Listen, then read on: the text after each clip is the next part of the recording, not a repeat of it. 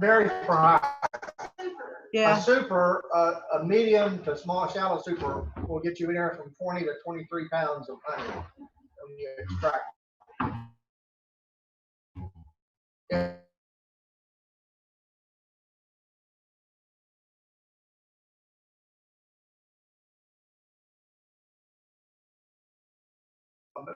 Get weight of honey, pound wise, you'll get off of a super. How many pounds in a quart? Well, in a 5 gallon bucket is 60 pounds. So it's 12 pounds in a gallon. There's a lot of it depends. Oh, yeah, that's a good year. Yeah, that's you can count on it. You know, this year in my area, the Mountain Springs area, did very, very poorly. Other areas, you know, did really, really well. You know, like last year I got like 80 pounds. This year I got about 3. So you never really know. It was a bad year for a lot of people this year. Will was talking about his cotton field. He's growing cotton makes great honey. Yeah. I'm surprised that you wouldn't think cotton would have a lot of nectar, but it produces really nice honey.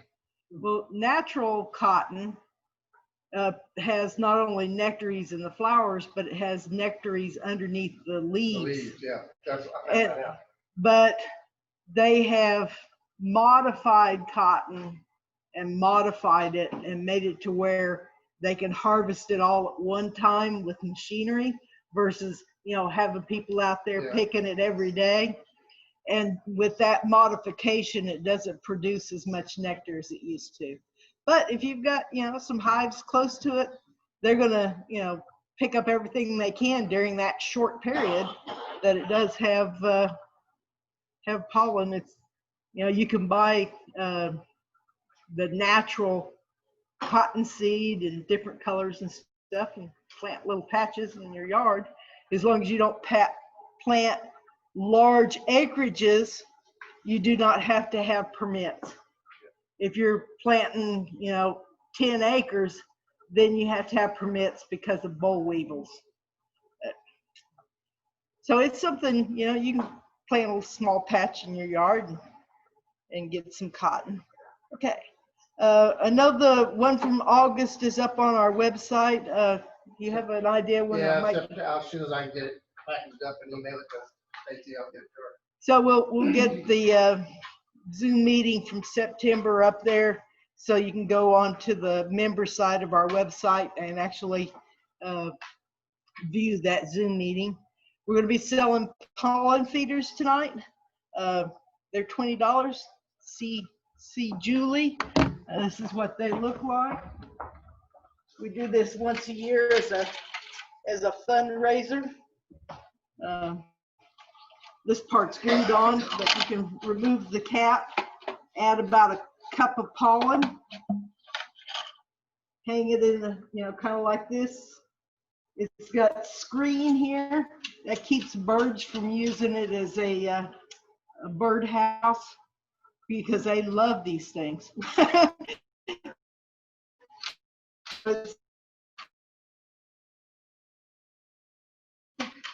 In the winter time and early spring, and that's a really simple way to do it. And you can put, sneak up behind, open it up, and put a cup of pollen in there. Okay. Next month we'll be selling fruits. Go to the TBA website for more information. They're going to have their honey contest, but you gotta, I guess, mail it to them or have certain people pick it up. So all that information is available on the TBA website. And I think they were saying it was going to be like $45 for that virtual conference. Okay, all right, Michael, you're up. Everybody, I'm Mike Barber. I'm the vice president. I am work out speakers for our meetings, and next meeting we're actually going to do swarm traps. Cover swarm traps for those of you who haven't been a part of that, and for those of you who have, then I guess it'll be a little rinse and repeat. And then we'll get started with next year's program. We're doing Christmas party. Christmas party in December, so we're not going to have a speaker. In December, then we'll pick up again with speakers in January. Scholarship program is well, y'all call it the presentation tonight. That was from our first year of scholaries, and it's a deal that helps you get into the beekeeping. So we've been reaching out to various schools and youth programs and getting applications. If you have anybody in mind, what is the age? 11 to 18. 11 to 18. If they're interested, we have applications, and we would love to fill those voids. It's an 18-month program. It kind of got extended because of COVID, but it's an 18-month program. So we take them through an entire year of having their bees to the point where they could actually do a harvest. And the training class is included with that. So they get a free training class, they get all their equipment, and they get their first hive of bees. Yeah, it's really awesome. It's a really great program.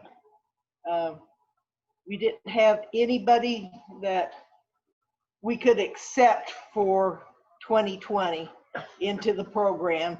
The boys that applied wanted to have honey, but they didn't want to come to the meetings or the class because it could interfere with their football and their basketball and all that. So we said, well, we can't invest in, if you're not going to be here. you got to go through the training and go through the process. But if you know anybody that would be interested in wanting to dedicate themselves to it, our application form is up on the website. We'd love to have kids for this coming year in the program. Absolutely. Wonderful. Nominations committee. I'm the representative for the nominations committee tonight. And the positions available, if you want to nominate anybody, or if you want to nominate yourself for president, vice president, treasurer, or secretary, those are all board members that are nominated and voted on. And so if you want to nominate somebody, please speak to me. I can put you in touch with the two members of the committee. And so far, we do have a nomination for vice president. It's Stan Brandon. So everybody, please give Stan a warm round of applause. And would you like to add anything to that, Jen? Well, I know that our secretary, Luann, would like to step down. She's been doing this for over 2 years. So it would be really nice if we could find somebody that's willing to step up and be our secretary. Somebody has expressed interest in that as of tonight, so we're going to answer some more questions about it. And, okay. Possibly. But we do need to go ahead and get a slate put together because we need to do our elections in November. We kind of got behind a little on this because of, the COVID and having to do Zoom meetings. It's made it a little difficult. It's been an interesting year. That, if we have to, we might put the election off until December, but I would like to go ahead and do that in November so we can kind of have a co-meeting between outgoing and ingoing board members so they kind of get them going. It should be good for November, but whatever the board decides for sure. That's all I have. Okay. Also, in November. We also do director at large. So if Tim's willing to continue, then we could just ratify that. Or if somebody else wants to be director at large, you know, we do nominations from the floor for that one. Of course, you know, even if we get another director at large, we're still going to keep Tim. And see, that's another thing. We officially have to vote for the 4 board members, but we can also have as many committee members and other helpers as we like. So if you're willing to do anything, let us know. Okay. Lou Ann isn't here She tonight. is online. She's online. But does she have anything for us? Let me see. Hello, can you hear me? Hi, Luann. Talk louder. Can you hear me? I can hear you. You can hear me? Okay. I do have the minutes typed up, but I have not emailed them yet. I just did them today, so we may have to table those until next month for approval, I mean. Okay. Those have been typed up, but they have not been emailed out yet. I was asked to get cards to the Ayers family and to Dana, who was Yes. injured in an accident, and those have been sent out, just as an FYI to everyone. That was done. And that's all Okay. I have. Okay. So we're going to end up tabling, approving the minutes from September, and we'll do that the next meeting to give a chance for everybody to get to see those. So we'll be sending those out. Okay, Julie, you're up. All right, Julie. I'm gonna go up here so I don't have my back to y'all. I usually sit in the back row, but I didn't do that today. Okay, I'm Julie Hawes, I'm the treasurer. And we have a lot of new faces here tonight. So before I kind of get started, I don't want to pick on anyone, but I would love for you guys that are new to please introduce yourself. Or if anybody just wants to say anything, please do. You don't have to, but if just kind of your interest in bees and maybe where you are, where your bees are, where you live, whatever you might want to wish to share.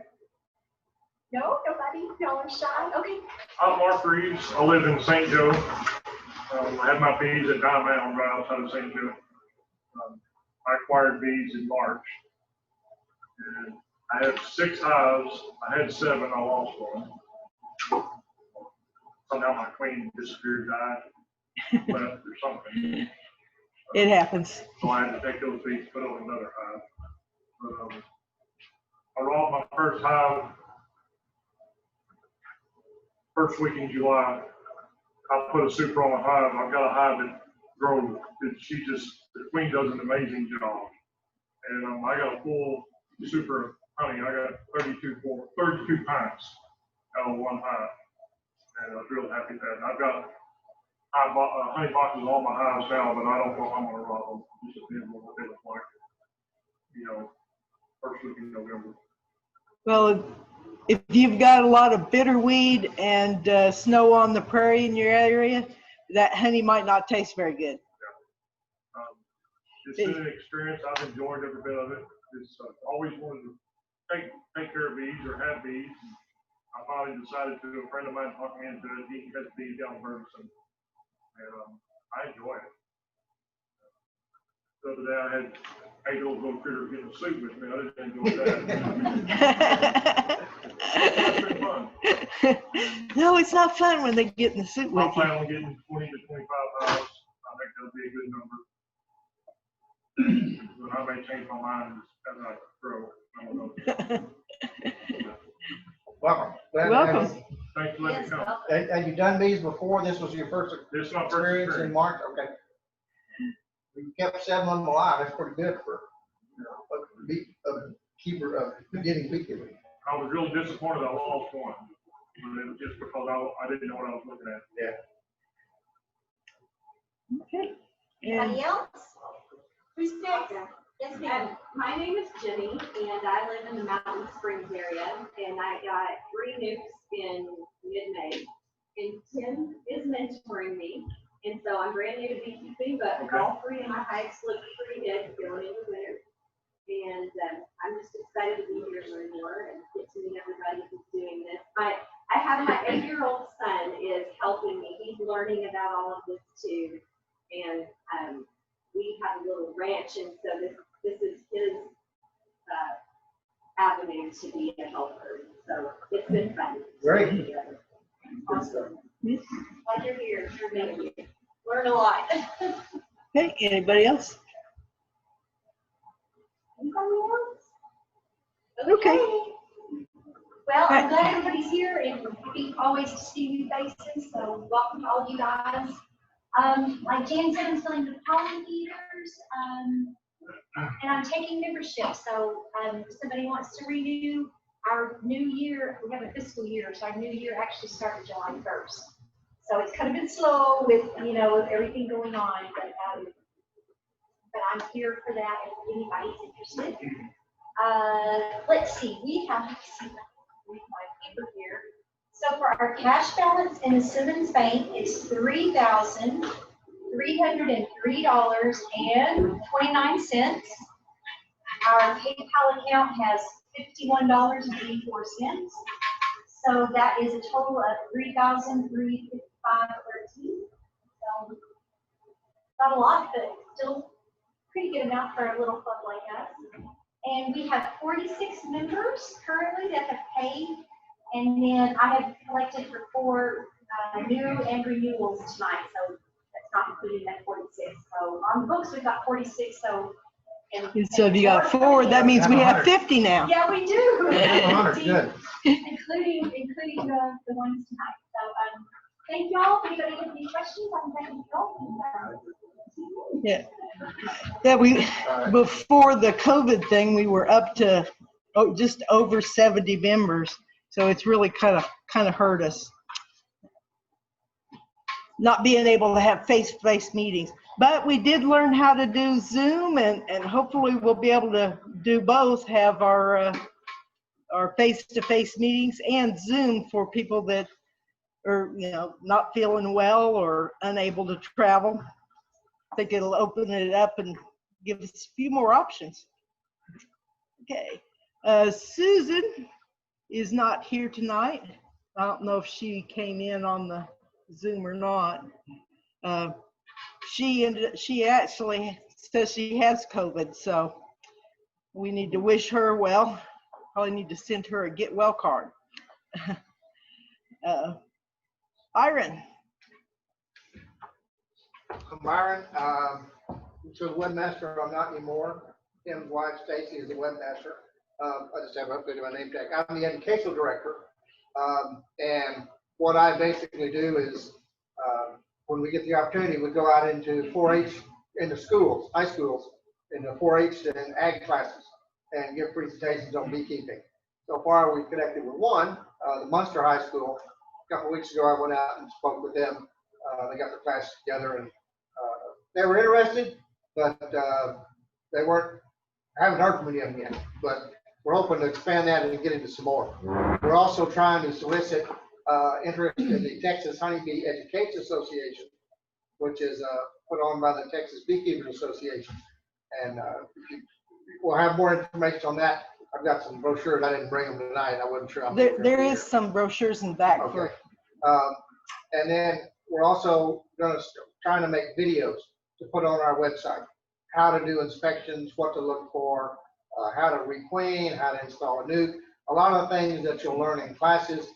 Or there's a lot of stuff on YouTube already, but a lot of it that you look at on YouTube is from Australia or Vermont or Montana, and doesn't exactly fit for our region of the country. So we're going to start to try to incorporate those. You'll find a lot of stuff for local, but we're going to try to make our own. So you'll see some familiar faces, and we may even come out to some of your bee yards, maybe film some of them and get you guys involved in helping put together our educational repertoire that we can put on our website.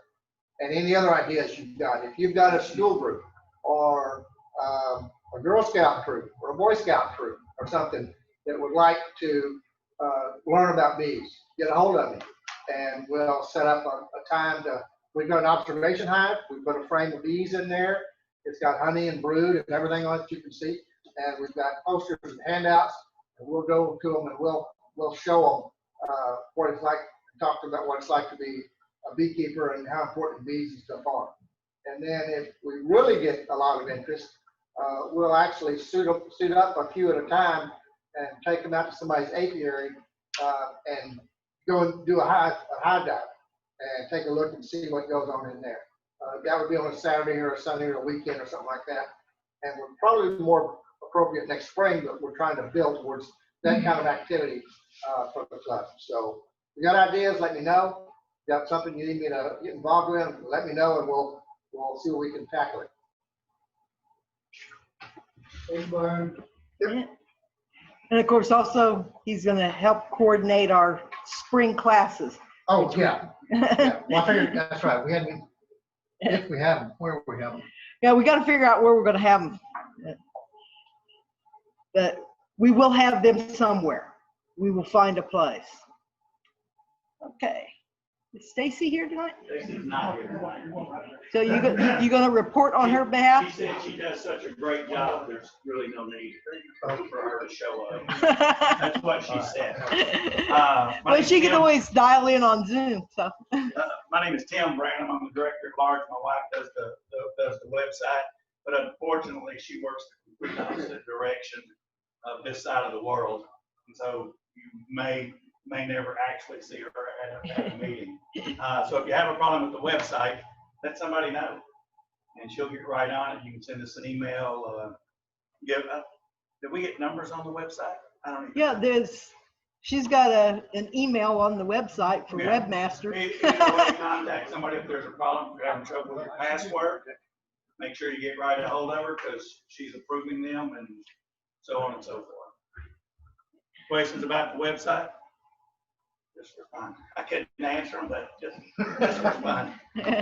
One thing that I do that's not necessarily directly related to the director at large is I also, I guess, handle the mentorship program.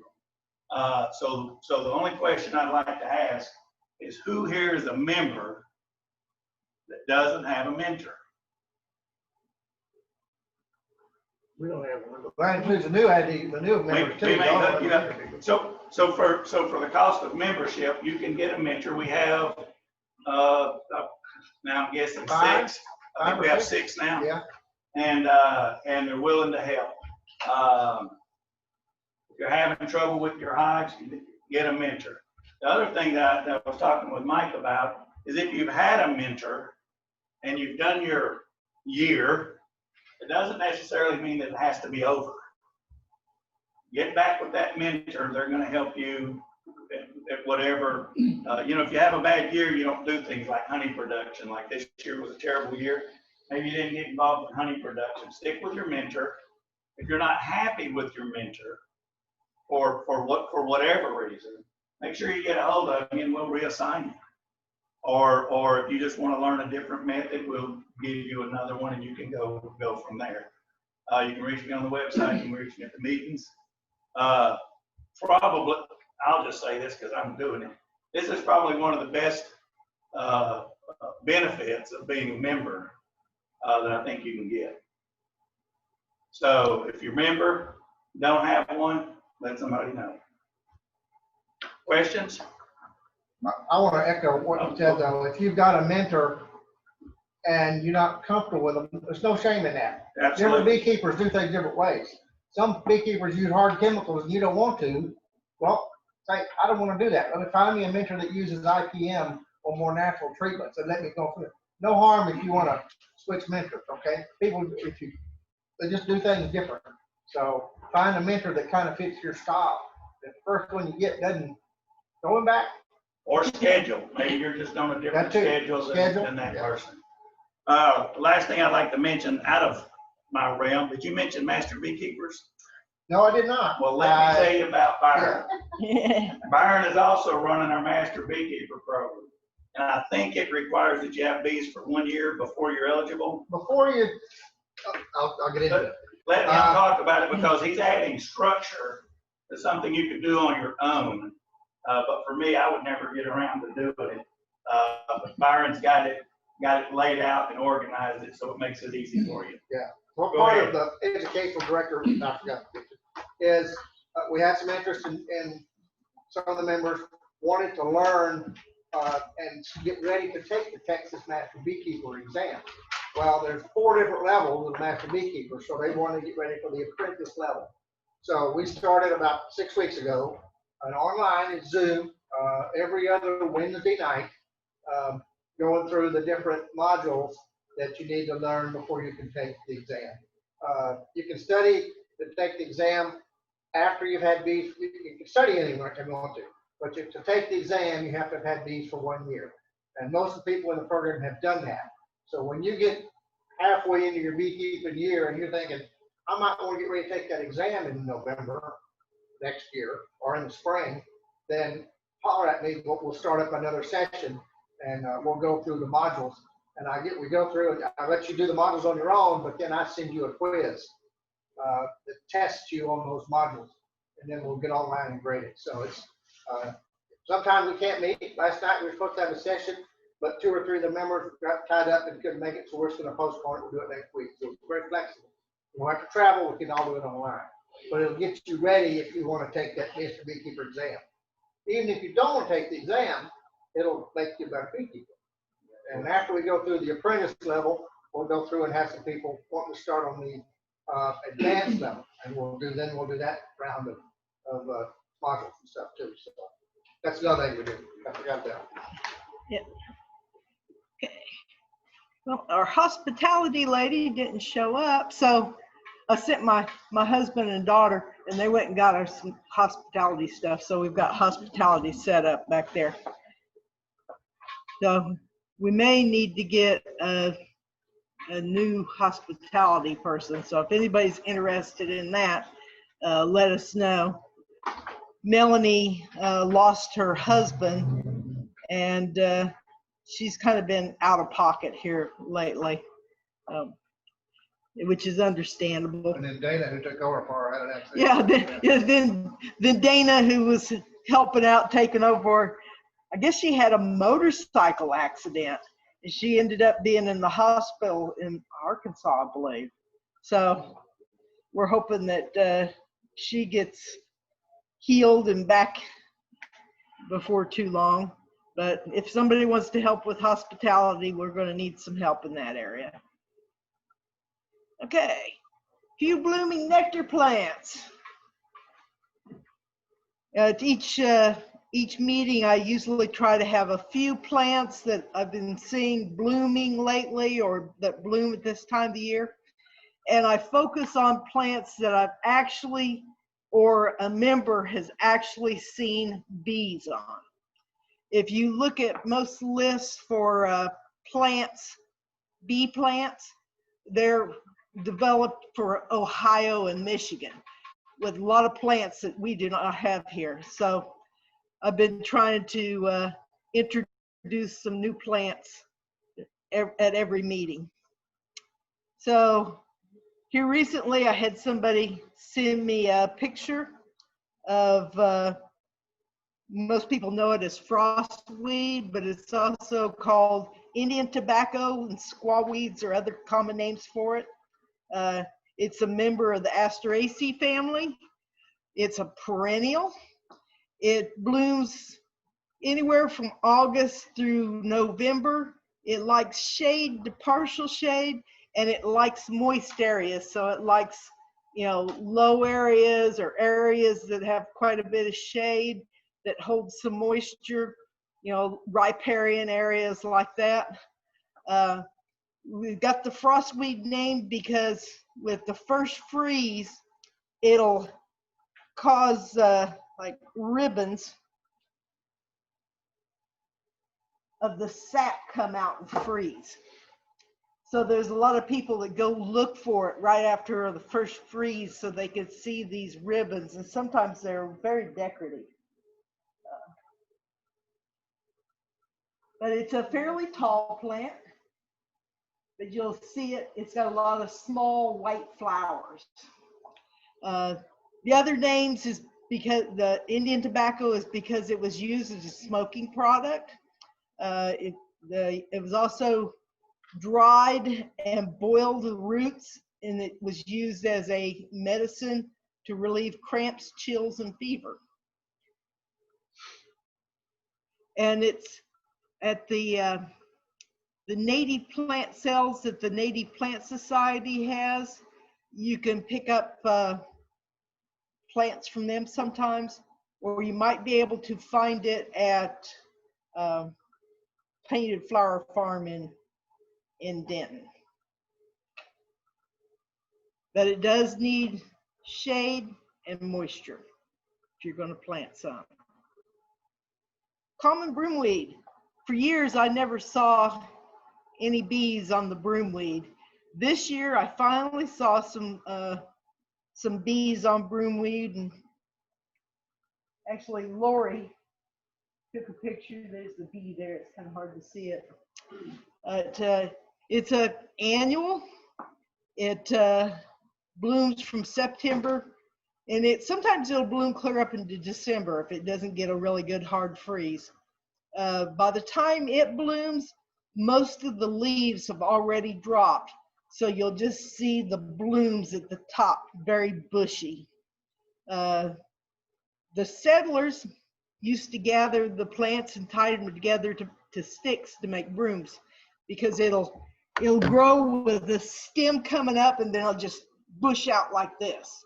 So if you take after it's dried and you pull it together, it's really bushy and kind of sticky like a broom.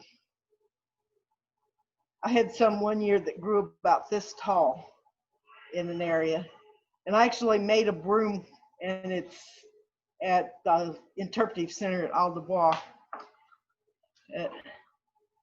So anyway, it is toxic to livestock and may cause inflammation of the eyes in people and livestock. So you got to be careful when you're working with it, because it could cause some problems.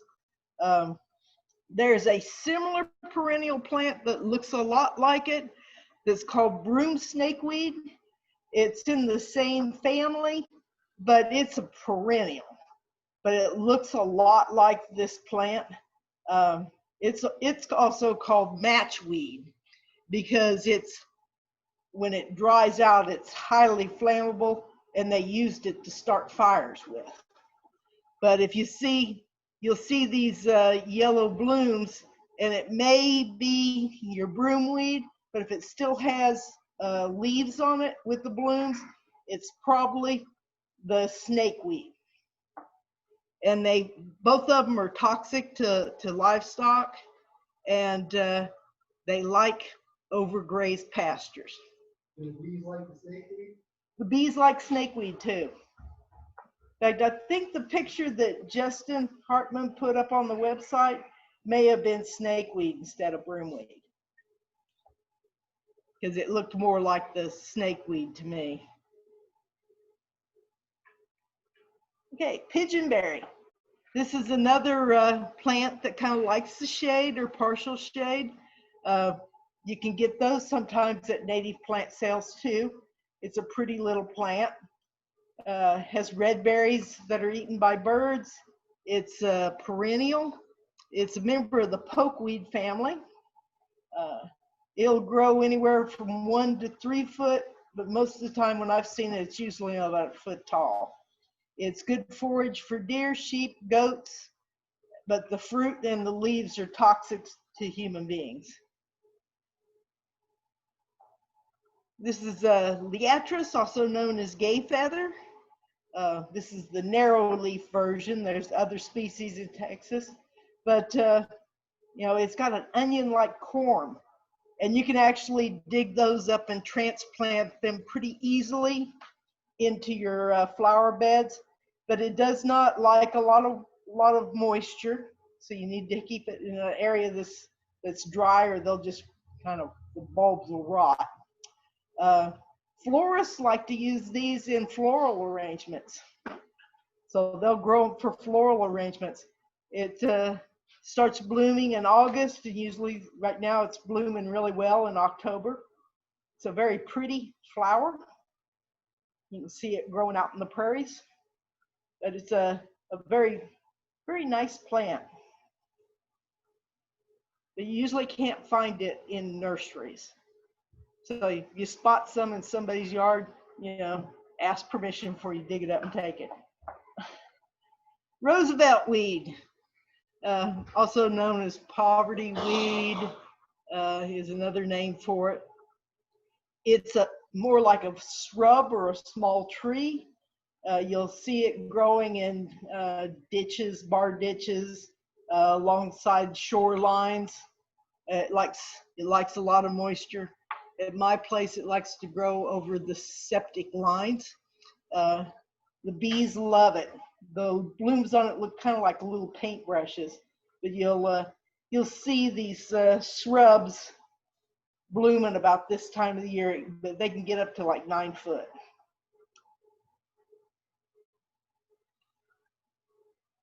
Annual asters. We have a lot of asters blooming right now. A lot of them are native asters, but we also have a lot of cultivars that you can buy at the nurseries. This one here is the annual aster. They're the ones that look kind of, have a little bit of a lavender color to them. You'll see them, you know, people will mow them down and they'll still come up, and you'll see these little asters blooming. But these are, this particular one is an annual one. So it'll come up one year and it'll be gone the next. But there's also like heath asters. They're perennials, and they have the really small flowers. There's the bee right there. So the flowers are pretty small, but it has lots and lots of them, lots of clusters. I've been seeing a lot of heath aster this year. It's a perennial. I have some growing in my front yard that's just quadrupled this year, and the bees were all over it. It grows, oh, maybe about as tall as this table here. You can also, like I said, get cultivars, plant those in your yard, and they'll attract bees and butterflies. So you can get perennial ones, you can get annual ones. Amaranth, or pigweed, is a weed that likes to grow a lot of times in moist areas or overgrazed pastures. It's an annual. It blooms from June to October. It's not a very showy bloom, but the bees definitely like it. There's about 23 species in Texas, and it's spread worldwide from South America to through in southern Texas. So lots of different ones. It's an ancient grain. I'm starting to see it in a lot of natural foods. They're starting to add that in, but it was a trade good for the Aztecs and the Native Americans, and they would also use the tender shoots here. They'd use those as greens. So it just kind of looks like a weed, but it's a useful weed. Moss rose. This is an annual. It's native to South America, but you can buy the seed or you can buy the plants and plant them in your garden. A lot of people will put them in hanging pots. It's a very pretty plant. The blooms last about a day, but the bees like that, and they don't care what color it is. Okay. I put this back. There's a lot of goldenrod out right now too. Yes. Huge amount of goldenrod. A lot of goldenrod.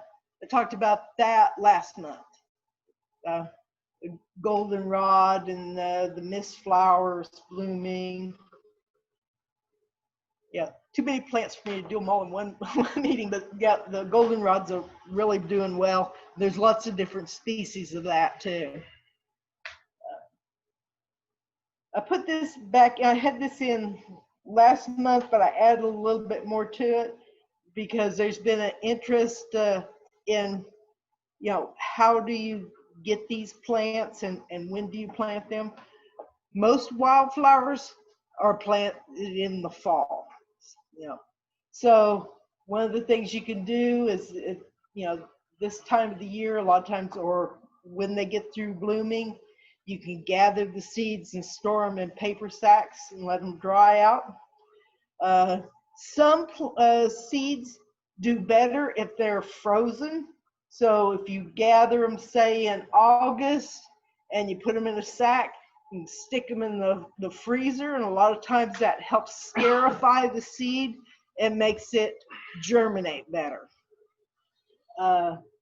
Research plants before buying and planting. I see a lot of people that don't do any research on plants.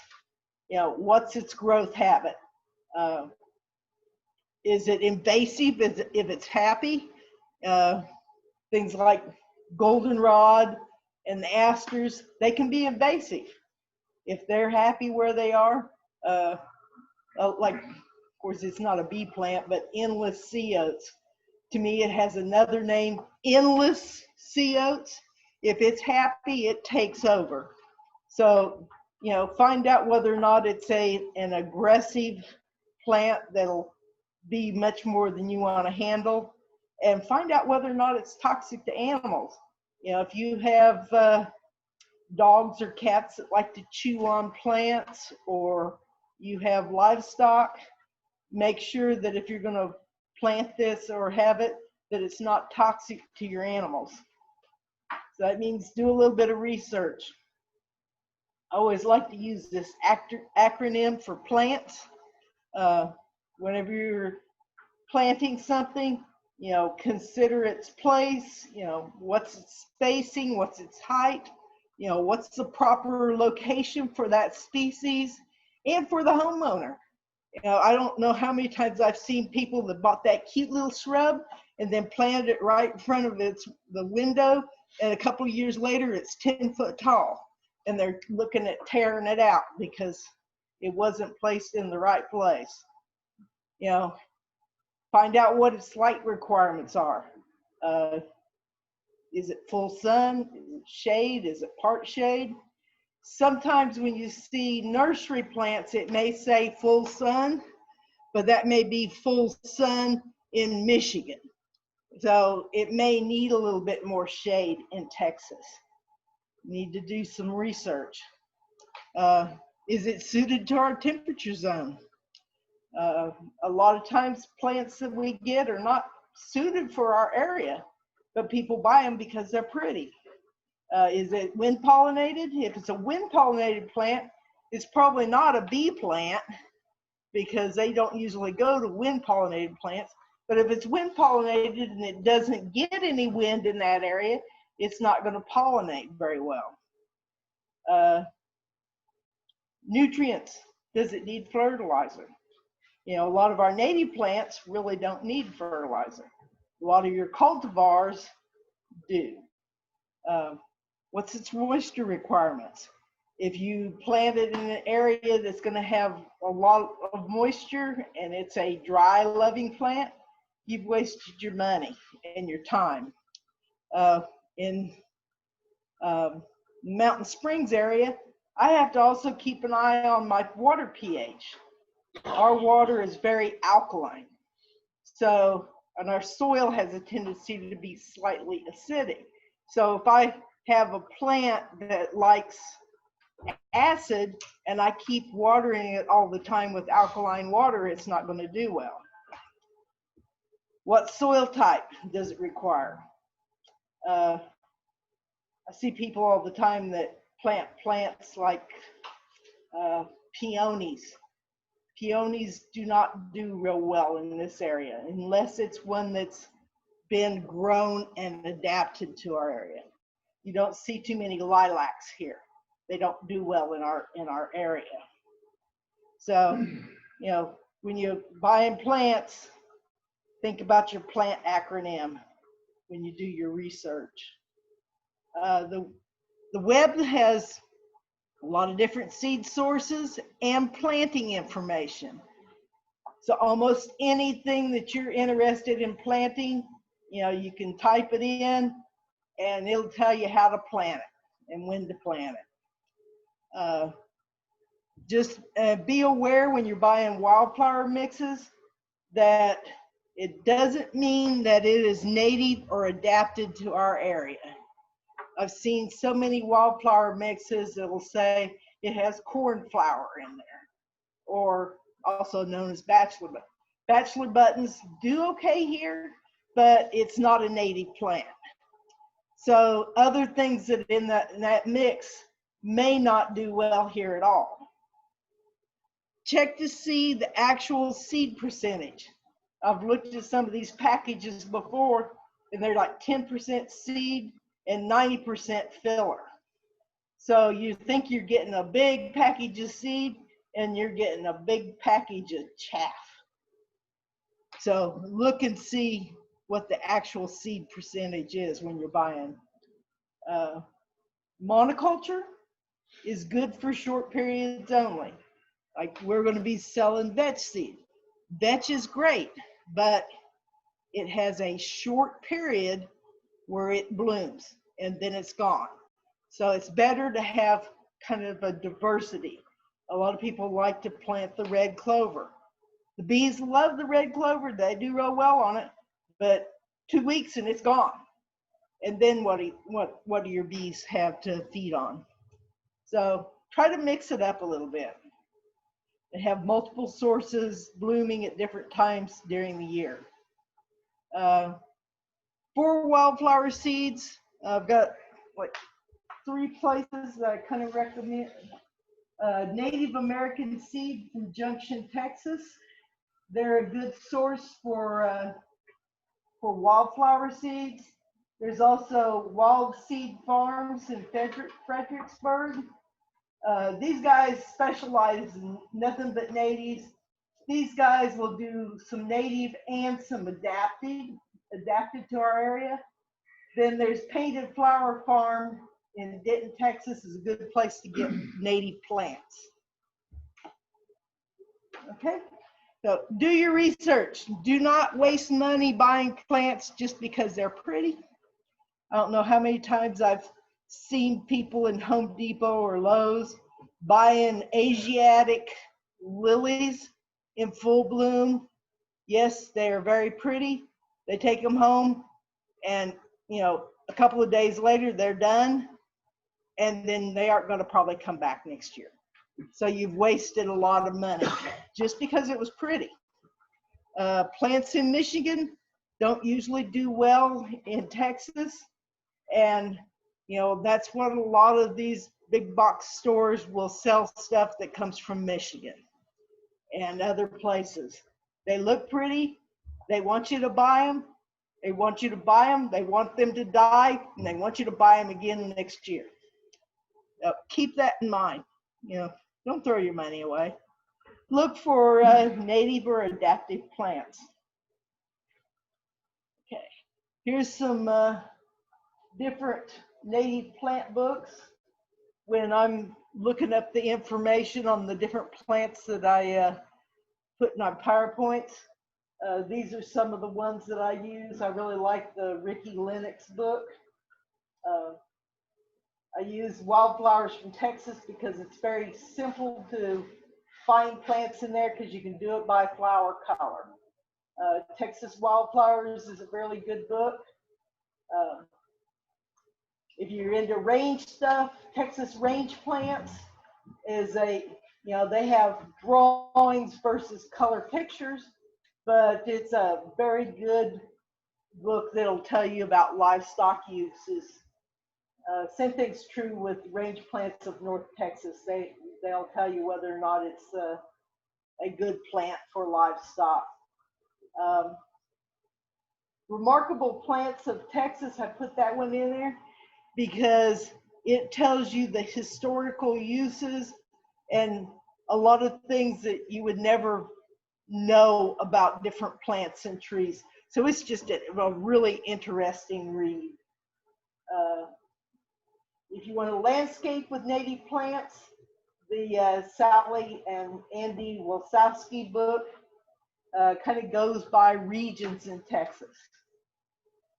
And then if you really want to get into native plants in Texas, you can buy the Illustrated Flora of North Central Texas from the Botanical Research Institute of Texas over in Fort Worth. It's about a $90 book, and it's about this thick, because there's over 2,000 vascular plants in the North Central Texas region. Okay, October monthly tips. Due to the cooler nights, your queen may have moved her laying to the top hive box because brood needs to be kept around 93 degrees. And it's been getting down in the 50s here lately.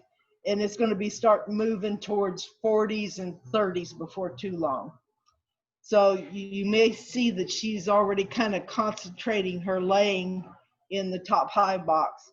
It'll start tapering off as it gets colder.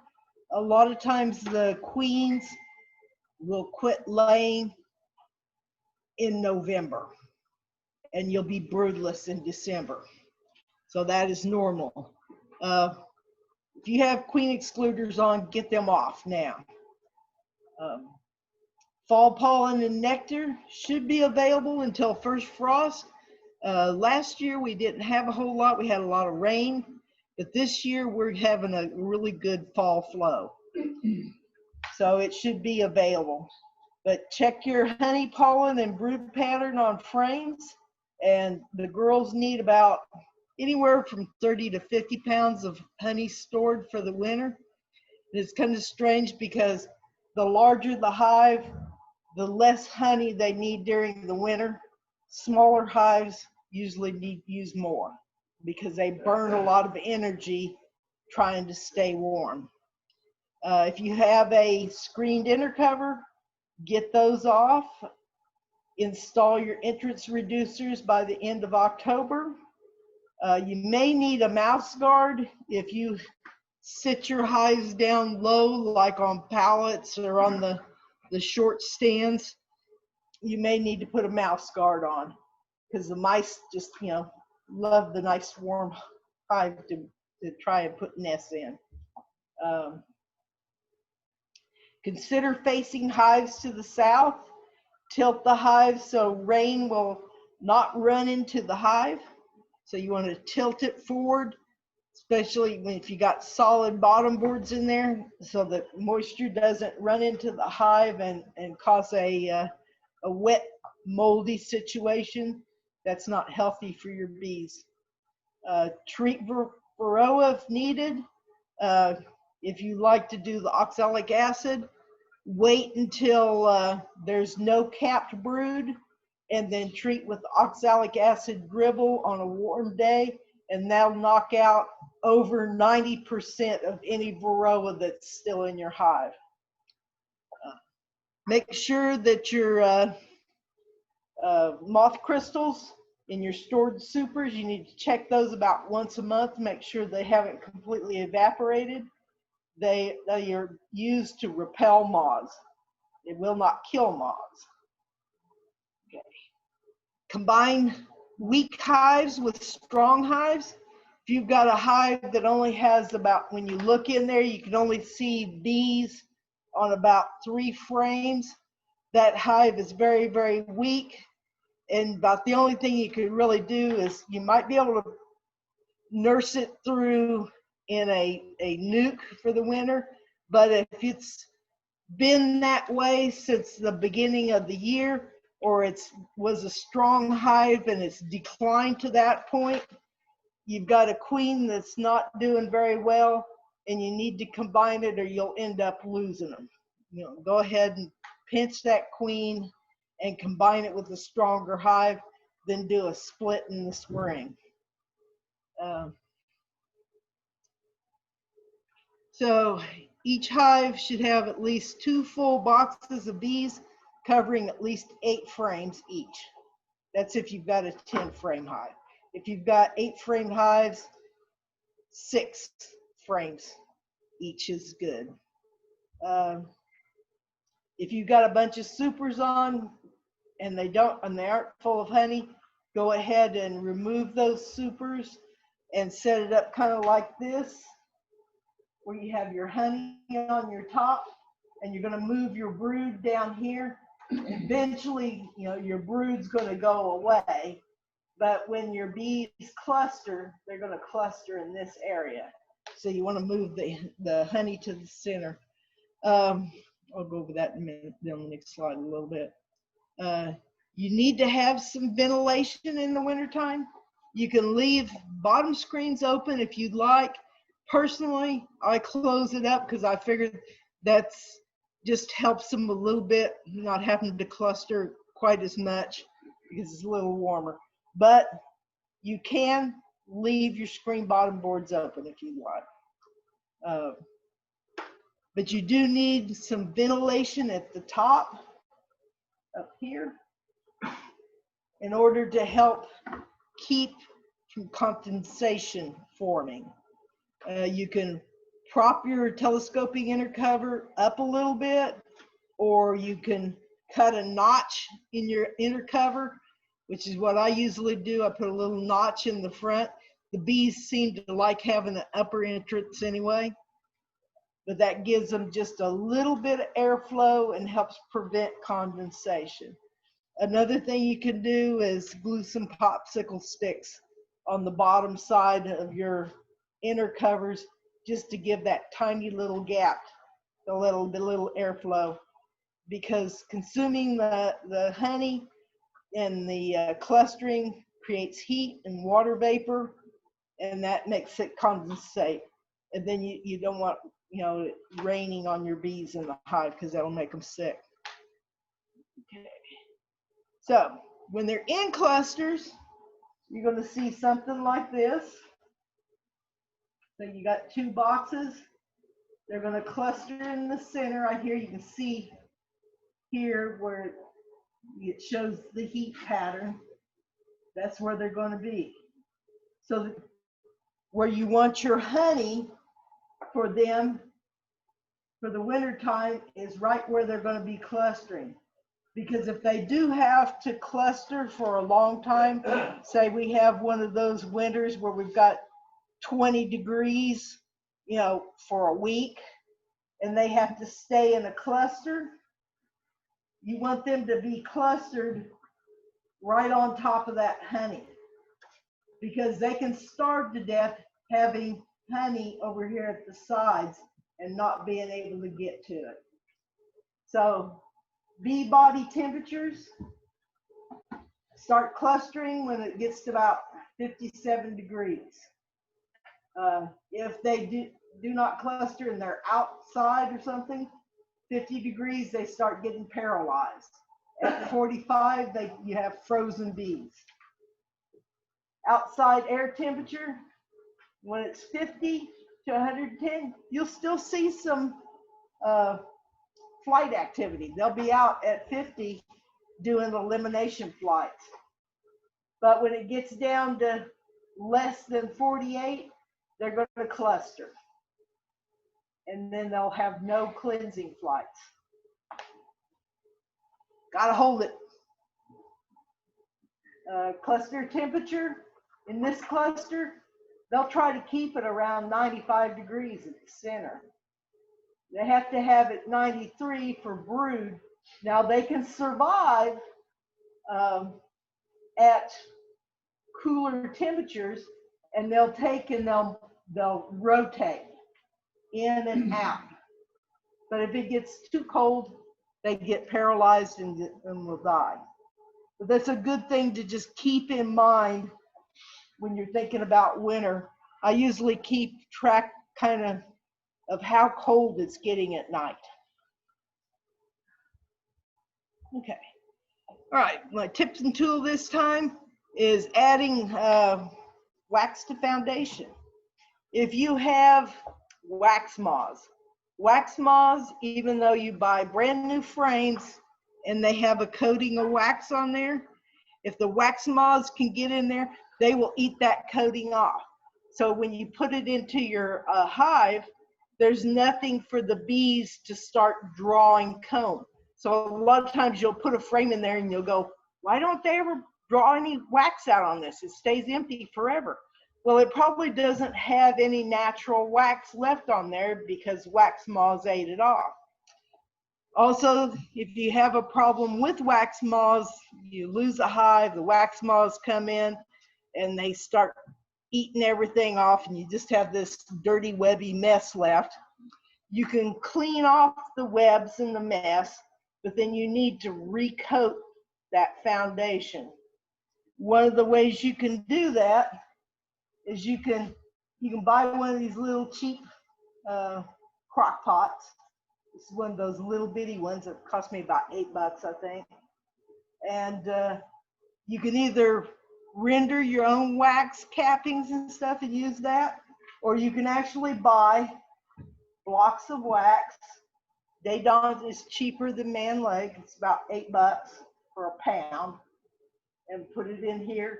It takes it a while to warm up. Wax melts at around 140, 145 degrees.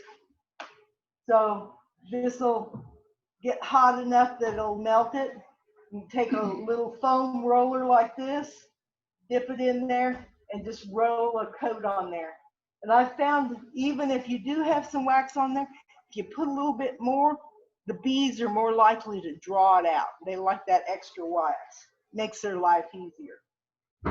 So you can add some wax to your frames just to make it to where they will draw them out a little bit easier in the spring, or you can, replace wax that's been destroyed by wax moths. You can use a double boiler in order to do your wax, but do not put a pan with wax directly on the stove because it's highly flammable. So if you are going to use a crock pot or something like that, then, do a double boiler. Okay, door prize drawings. You guys all got your tickets? No